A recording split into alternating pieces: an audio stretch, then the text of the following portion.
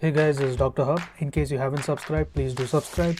This is a concise, well-crafted summary and it highlights only the important keywords. Wilms tumor versus the neuroblastoma. So first let's look at the Wilms tumor. Wilms tumor, the age will be 5 years.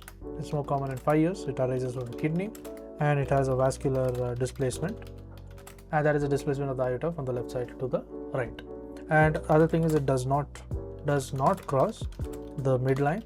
And the calcification, if you see, how is the calcification? It becomes rare. There is a pulmonary metastasis as well as there is a necrotic areas which are present. Now, in comparison to the neuroblastoma, it is found less than 1 year of age. It is present suprarenal. Next is that is adrenal origin. There is a vascular encasement which is seen. That is example the aorta. Then it crosses the midline. The calcification, if you see, it is very common. The bone metastasis can be seen. That is the sutural diastasis, and it is usually very solid. To learn and grow daily like this, please do subscribe.